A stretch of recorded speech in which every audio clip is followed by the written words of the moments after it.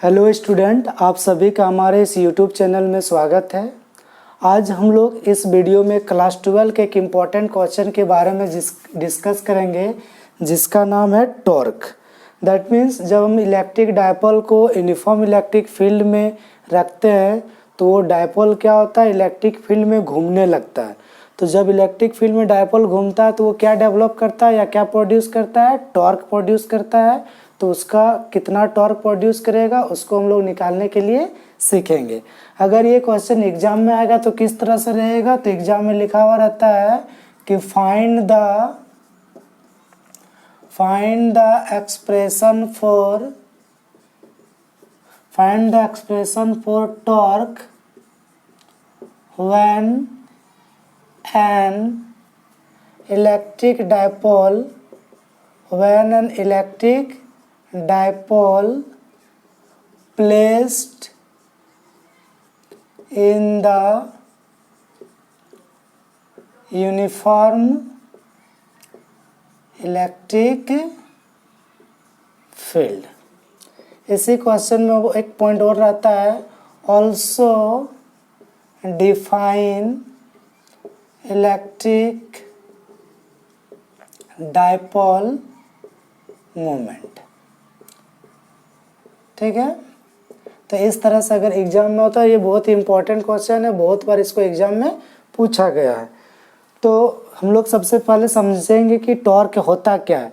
तो torque actually क्या होता है, ट्विस्टिंग फोर्स होता है, जिसके कारण आपको क्या देखने को मिल सकता है, रोटेशन मिल सकता है। दैट मीन्स टॉर्क को हम लोग कैसे डिफाइन कर सकते हैं, तो टॉर्क को लिख सकते हैं torque is a twisting force that causes rotation. ठीक है, और टॉर्क का मैथमेटिकल फार्मूला क्या होता है, तो टॉर्क इक्वल टू क्या होता है, तो टॉर्क इक्वल टू होता है magnitude of force into perpendicular distance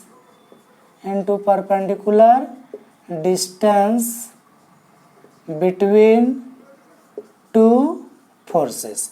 torque का मैथमेटिकल फार्मूला क्या होता है, तो टॉर्क इक्वल टू होता है magnitude of force into perpendicular distance between two forces. तो इस तरह से टॉर्क को हम लोग रिप्रेजेंट करते हैं टाउ से, और टॉर्क का जो यूनिट हो जाएगा, तो यूनिट क्या होगा, तो टॉर्क दो चीज़ पर डिपेंड करता है, एक मैग्नीट्यूड ऑफ फोर्स पर और दूसरा परपेंडिकुलर डिस्टेंस पर। तो इसका यूनिट क्या होगा, तो हमको पता है कि जो फोर्स होता है, फोर्स का यूनिट क्या होता है, न्यूटन, और distance perpendicular distance, that means एक तरह का डिस्टेंस है, तो डिस्टेंस का यूनिट क्या होता है, मीटर। दैट मीन्स टॉर्क का ऐसा यूनिट क्या होता है, तो टॉर्क का ऐसा यूनिट को हम लोग लिखते हैं न्यूटन मीटर। अब आते हैं इस क्वेश्चन पे। इस क्वेश्चन में क्या बोला गया है, तो इस क्वेश्चन में बोला गया है कि find the expression for torque. आपको क्या करना, टॉर्क का एक्सप्रेशन निकालना। कब, when an electric dipole placed in the uniform electric field. जब किसी डायपोल को कहाँ पर रखेंगे, यूनिफॉर्म इलेक्ट्रिक फील्ड में। तो सबसे पहले हम लोग क्या करते हैं, यूनिफॉर्म इलेक्ट्रिक फील्ड बनाते हैं। तो ये आपका क्या बन गया, यूनिफॉर्म इलेक्ट्रिक फील्ड। हमको पता है कि इलेक्ट्रिक फील्ड का डायरेक्शन किधर होता है, पॉजिटिव टू नेगेटिव। अब इस यूनिफॉर्म इलेक्ट्रिक फील्ड में किसको रखने के लिए बोला है, placed. That means electric dipole को हम लोग क्या करेंगे, इस यूनिफॉर्म इलेक्ट्रिक फील्ड में रख देंगे। तो डायपोल में एक तरफ आपका क्या होता है, नेगेटिव चार्ज, और एक तरफ आपका क्या होता है, पॉजिटिव चार्ज, और इसका मिड पॉइंट हो गया। और जो डायपोल का डिस्टेंस होता है, हमको पता होता है डायपोल का डिस्टेंस क्या होता है, 2L। अगर इलेक्ट्रिक फील्ड का डायरेक्शन ऐसा है, दैट मीन्स इस पार्ट में क्या होगा, क्योंकि इलेक्ट्रिक फील्ड कहाँ से स्टार्ट होता है, पॉजिटिव, और इधर क्या होगा, नेगेटिव। दैट मीन्स इधर क्या होगा, पॉजिटिव, और इधर क्या होगा, नेगेटिव। ये जो पॉजिटिव होगा, पॉजिटिव इलेक्ट्रिक फील्ड का ये जो पॉजिटिव एंड होगा, वो माइनस क्यू को क्या करेगा, अपना तरफ अट्रैक्ट करेगा। दैट मीन्स इस डायरेक्शन में एक फोर्स लगेगा। सिमिलरली इलेक्ट्रिक फील्ड का ये जो नेगेटिव टर्मिनल है, वो प्लस को क्या करेगा, अपना तरफ अट्रैक्ट करेगा। दैट मीन्स इस डायरेक्शन में फोर्स लगेगा। हम लोग जानते हैं कि इलेक्ट्रिक फील्ड सिंपली E बराबर क्या होता है, फोर्स पर यूनिट चार्ज। तो इस तरह से फोर्स F इक्वल टू क्या हो जाएगा, QE। दैट मीन्स यहाँ पर भी एक फोर्स लगेगा, यहाँ पर भी एक फोर्स लगेगा। इस फोर्स को अगर F1 कंसीडर कर लेते हैं तो F1 इक्वल टू क्या होगा, तो F इक्वल टू होता है QE। तो यहाँ पर Q की जगह क्या है, माइनस Q, और इलेक्ट्रिक फील्ड तो ई है, that means F1 equal to क्या हो जाएगा माइनस क्यू ई। और इसका डायरेक्शन किधर होगा, इलेक्ट्रिक फील्ड के डायरेक्शन में होगा कि इलेक्ट्रिक फील्ड के अपोजिट डायरेक्शन में। तो electric field positive to negative जा रहा है, दैट मीन्स, और ये फोर्स इधर आ रहा है क्योंकि प्लस इसको अपने तरफ अट्रैक्ट करेगा, दैट मीन्स F1 का जो डायरेक्शन होगा वो इलेक्ट्रिक फील्ड का क्या होगा, अपोजिट होगा, क्योंकि इलेक्ट्रिक फील्ड इधर है, F1 क्या होगा, इस साइड काम कर रहा है। सिमिलरली इस फोर्स को अगर हम लोग कंसीडर कर लेते हैं F2, तो F2 क्या होगा, तो F2 F equal to q E, तो यहाँ पर प्लस क्यू है तो क्यू ई, और इसका डायरेक्शन क्या होगा, तो F2 का डायरेक्शन और इलेक्ट्रिक फील्ड का डायरेक्शन दोनों क्या हो गया, सेम हो गया। अब जो डायपोल मोमेंट, हमको पता है कि डायपोल मोमेंट का डायरेक्शन क्या होता है, negative to positive, that means इस डायरेक्शन में क्या काम करेगा मेरा डायपोल मोमेंट, और ये डायपोल मोमेंट क्या करेगा, इलेक्ट्रिक फील्ड के साथ कुछ ना कुछ एंगल बनाएगा। तो दैट मीन्स यहाँ पर भी इलेक्ट्रिक फील्ड होगा, तो इसके साथ कितना एंगल कंसिडर कर लेते हैं, सपोज दैट एंगल कितना बना रहा है, थीटा। ठीक है, इस सब पॉइंट का नाम दे देते हैं, इस पॉइंट को ए मान के चलते हैं, इस पॉइंट को क्या मान लेते हैं, बी, और इस पॉइंट को क्या मान के चलते हैं, एम।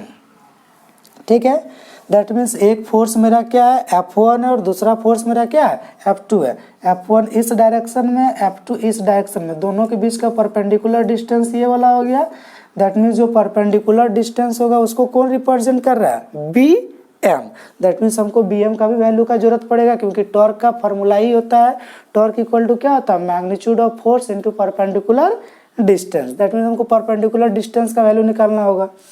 अगर इस डायग्राम के बारे में लिखना चाहेंगे तो कैसे लिख सकते हैं, तो हम लोग मान के चल सकते हैं, consider A B B an electric dipole placed in the uniform electric field E such that dipole moment p makes an angle theta with electric field E as shown in the figure.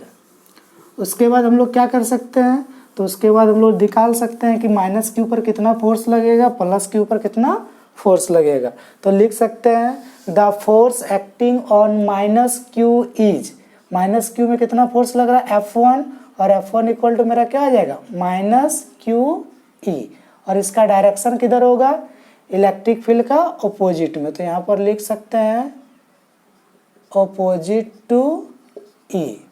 Similarly लिखेंगे the force acting on plus Q, तो plus Q में कितना force लगेगा, तो उसको मान के चलेंगे F2, तो F2 इक्वल टू मेरा क्या होगा, प्लस क्यू ई, और इसका डायरेक्शन क्या होगा, अलोंग ई के डायरेक्शन में।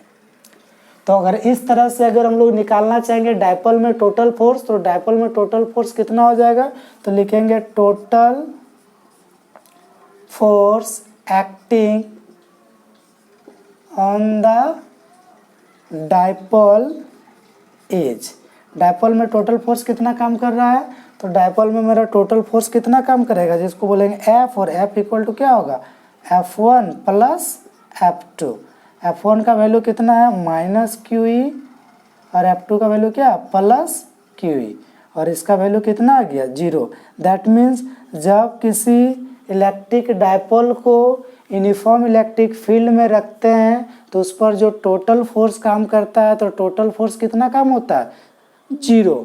लेकिन ये दोनों फोर्स क्या होता है, अलग अलग पॉइंट पर काम करता है। एक फोर्स काम कर रहा है पॉइंट ए पर, और दूसरा फोर्स कहाँ काम कर रहा है, पॉइंट बी पर। तो जिसके कारण क्या होता है, दोनों फोर्स मिलकर एक पेयर बनाता है, और पेयर बनाने के बाद इस डायपोल को क्या करना चाहेगा, रोटेट करना चाहेगा, और रोटेट करके किसके अकॉर्डिंग लाना चाहेगा, इलेक्ट्रिक फील्ड के अलाइन में लाना चाहेगा। दैट मीन्स जब ये रोटेट करना चाहेगा, तो जैसे ही रोटेट करना चाहेगा तो वहाँ पर क्या प्रोड्यूस हो जाएगा, टॉर्क प्रोड्यूस हो जाएगा। तो इस तरह से हम लोग लिख सकते हैं टॉर्क इक्वल टू क्या होता है, magnitude of force into perpendicular distance. अगर आपको परपेंडिकुलर डिस्टेंस निकालना है तो परपेंडिकुलर डिस्टेंस के लिए हम लोग ट्रायंगल का यूज करेंगे।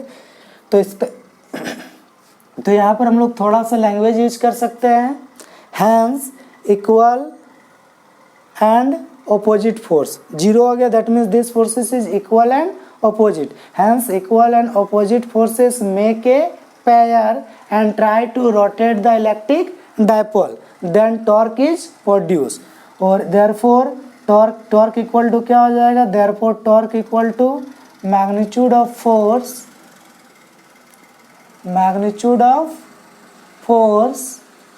into perpendicular distance between two forces. ठीक है, तो इस तरह से magnitude of force, that means जो टॉर्क को हम लोग सिंबल जानते हैं कि टॉर्क का सिंबल मेरा क्या होता है, टाउ होता है। तो टॉर्क के जगह पर हम लोग क्या लिख देंगे, टाउ। तो यहाँ पर हो जाएगा tau equal to magnitude of each force. कोई भी फोर्स का मैग्नीट्यूड लिखो, इसका वैल्यू माइनस क्यू ही है, इसका वैल्यू प्लस क्यू। जब इसमें मोड लगा देंगे तो इसका भी वैल्यू प्लस क्यू ही आ जाएगा।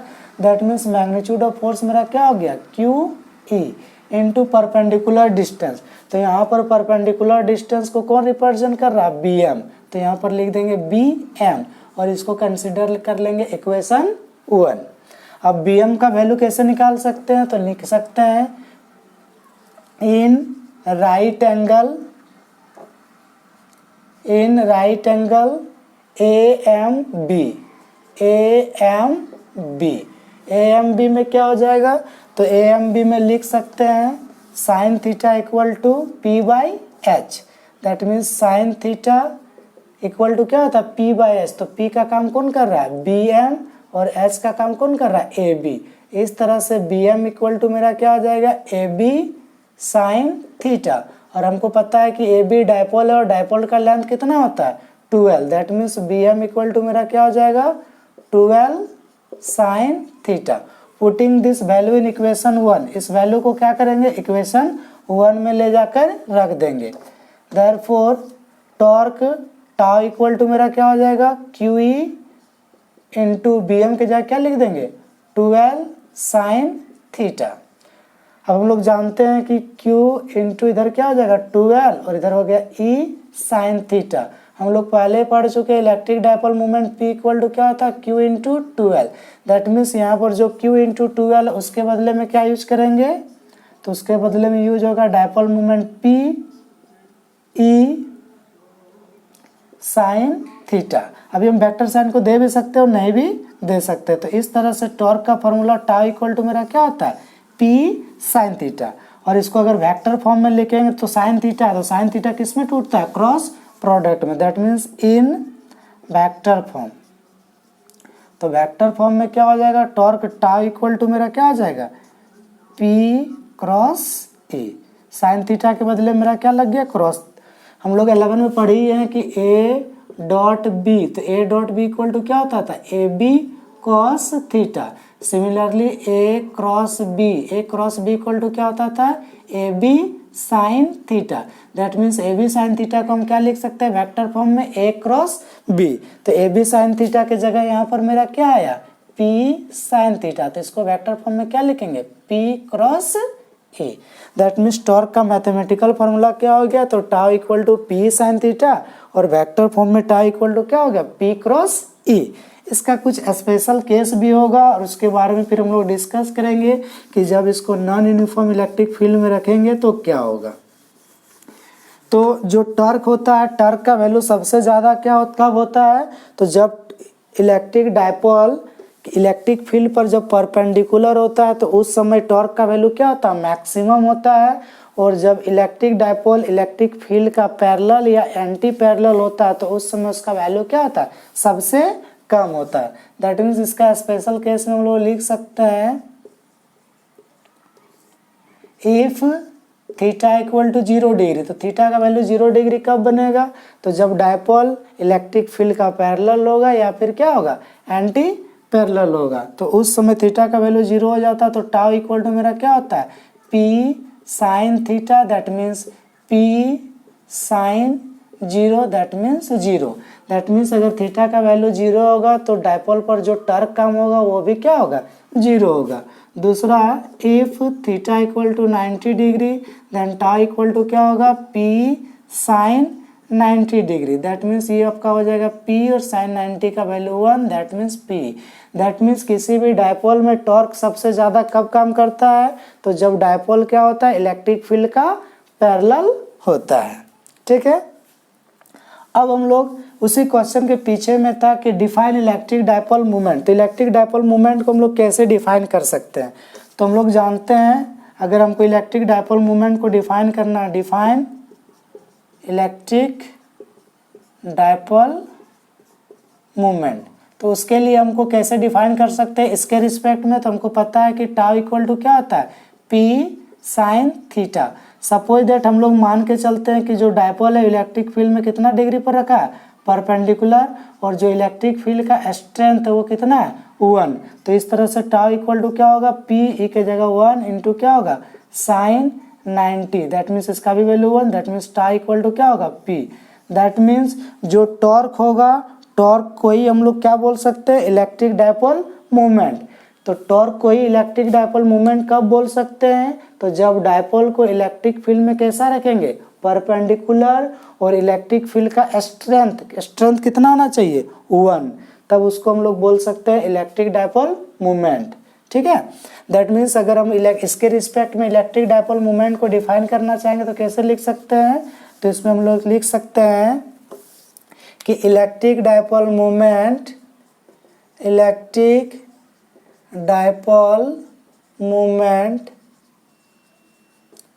may be defined as the torque when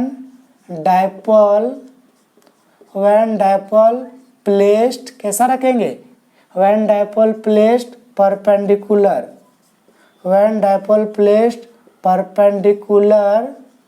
to the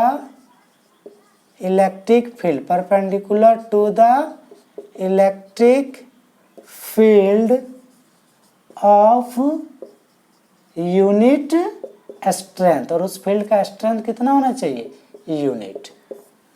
ठीक है, दैट मीन्स जब इलेक्ट्रिक डायपोल को इलेक्ट्रिक फील्ड का परपेंडिकुलर रखेंगे और उसका स्ट्रेंथ कितना होगा, यूनिट होगा, तो वहाँ पर जो टॉर्क काम करेगा उस टॉर्क को ही हम लोग क्या बोल सकते हैं, इलेक्ट्रिक डायपोल मूवमेंट। अब हम लोग सीखेंगे कि अगर इलेक्ट्रिक डायपोल को नॉन यूनिफॉर्म इलेक्ट्रिक फील्ड में रखेंगे तो क्या होगा।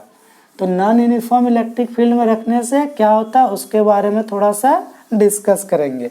तो जब इलेक्ट्रिक डायपोल को नॉन यूनिफॉर्म इलेक्ट्रिक फील्ड में रखेंगे तो नॉन यूनिफॉर्म इलेक्ट्रिक फील्ड में जो फोर्स का वैल्यू होगा वो फोर्स का वैल्यू मेरा क्या होगा, इक्वल नहीं होगा। और जब फोर्स का वैल्यू इक्वल नहीं होगा that means non uniform electric field में रखने से जो डायपोल होता है डायपोल पर कुछ फोर्स काम करता है, जबकि यूनिफॉर्म इलेक्ट्रिक फील्ड में डायपोल को रखते हैं तो वहाँ पर नेट फोर्स कितना होता है, 0 होता है, और नॉन यूनिफॉर्म इलेक्ट्रिक फील्ड में नेट फोर्स 0 नहीं होता है।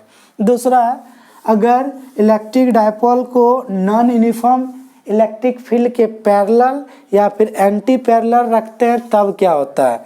तो सपोज दैट ये मेरा इलेक्ट्रिक फील्ड है और जो इलेक्ट्रिक डायपोल है उसको हम लोग क्या करते हैं, इलेक्ट्रिक फील्ड के पैरेलल रख दिए, लेकिन ये इलेक्ट्रिक फील्ड मेरा कैसा है, नॉन यूनिफॉर्म इलेक्ट्रिक फील्ड है। ठीक है, दैट मीन्स ये पार्ट मेरा प्लस होगा, ये क्या होगा, माइनस होगा। ये प्लस क्या करना चाहेगा, इस माइनस को अपना तरफ खींचना चाहेगा, that means force on minus Q इस डायरेक्शन में लगेगा, और ये माइनस इस प्लस को अपना तरफ खींचना चाहेगा, दैट मीन्स यहाँ पर लगेगा force on plus Q, sorry हाँ प्लस क्यू में फोर्स क्या होगा, इस डायरेक्शन में लगेगा। तो यहाँ पर नेट फोर्स का डायरेक्शन किधर होगा, तो नेट फोर्स का डायरेक्शन जिधर डायपोल होगा उसी के डायरेक्शन में होगा। दैट मीन्स यहाँ पर हो जाएगा नेट फोर्स।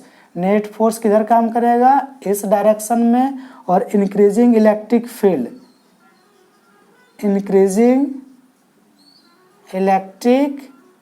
जो इंक्रीजिंग इलेक्ट्रिक फील्ड है वो भी किधर काम करेगा, इस डायरेक्शन में। सिमिलरली अगर इलेक्ट्रिक डायपोल को इलेक्ट्रिक फील्ड का एंटी पैरेलल रखते हैं, दैट मीन्स इस पार्ट में आपका प्लस होगा और इधर आपका क्या होगा, माइनस। दैट मीन्स इस डायरेक्शन में लगेगा इलेक्ट्रिक डायपोल मूवमेंट का डायरेक्शन, और इलेक्ट्रिक फील्ड एक दूसरे का एंटी पैरेलल हो गया। अब इसका जो प्लस है ये प्लस इसको रिपेल करेगा, दैट मीन्स फोर्स इधर लगेगा, तो फोर्स ऑन प्लस क्यू, और इसका जो माइनस है वो भी फोर्स इधर लगेगा, रिपेल करेगा, दैट मीन्स इधर क्या लगेगा, फोर्स ऑन माइनस क्यू। ठीक है, तो इस केस में जो नेट फोर्स होगा वो नेट फोर्स किधर होगा, तो इलेक्ट्रिक नेट फोर्स का डायरेक्शन इस डायरेक्शन में होगा, that means electric dipole moment के डायरेक्शन में। और इंक्रीजिंग इलेक्ट्रिक फील्ड किधर होगा, तो इंक्रीजिंग इलेक्ट्रिक फील्ड हमेशा इलेक्ट्रिक फील्ड के डायरेक्शन में। इंक्रीजिंग इलेक्ट्रिक फील्ड किधर हो जाएगा मेरा, इस डायरेक्शन में। ठीक है, अगर हम लोग इससे कभी कभी कुछ रिलेटेड न्यूमेरिकल्स भी आता है तो हम लोग इसको देखते हैं कि अगर इसका न्यूमेरिकल्स होगा तो वो किस तरह से पूछा जाएगा।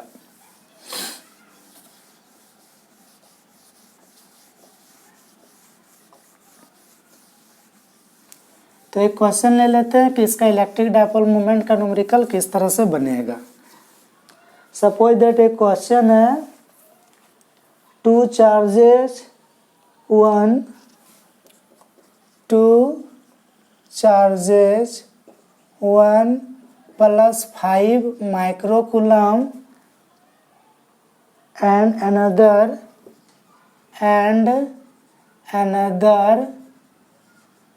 minus 5 microcoulomb are placed 1 millimeter apart। कितना दूर में रखा गया है, 1 मिलीमीटर में। कैलकुलेट द डायपोल मोमेंट, तो इसका हमको क्या निकालना है, कैलकुलेट द डायपोल मोमेंट। तो इसका डायपोल मोमेंट हम लोग कैसे निकाल सकते हैं, तो सिंपली है, दो चार्ज है, एक को कंसीडर कर लेते हैं Q1, दैट मीन्स वो कितना है प्लस 5 माइक्रोकूलम, एक माइनस क्यू होता है एक प्लस क्यू होता है, दैट मीन्स एक 5 माइक्रोकूलम है, दूसरा क्या है -5 माइक्रोकूलम। दैट मीन्स क्यू का वैल्यू जो भी होगा प्लस लो चाहे माइनस लो, तो क्यू इक्वल टू कितना दिया है 5 माइक्रोकूलम। दैट मीन्स इसको लिखेंगे 5 और माइक्रो का वैल्यू कितना होता है 10⁻⁻6 कूलम। दोनों के बीच को सेपरेट कितना किया गया 1 mm, तो दोनों के बीच का डिस्टेंस को 12 बोलते हैं, 12 इक्वल टू 1 mm, और इसको हम लोग लिख सकते हैं 10⁻³ मीटर। आपको क्या निकालने बोल रहा है, डायपोल मोमेंट। तो हमको जानते हैं कि पता है कि since dipole moment P equal to क्या होता है Q इंटू 12, तो Q का वैल्यू कितना है, तो Q का वैल्यू है 5 इंटू 10⁻⁻6 और 12 का वैल्यू कितना है 10⁻⁻3। दैट मीन्स ये हो गया 5 इंटू 10⁻⁻9 और इसका यूनिट क्या होता है कूलम मीटर। दैट मीन्स इसका जो डायपोल मोमेंट हो जाएगा वो क्या होगा 5 इंटू 10⁻⁻9 कूलम मीटर।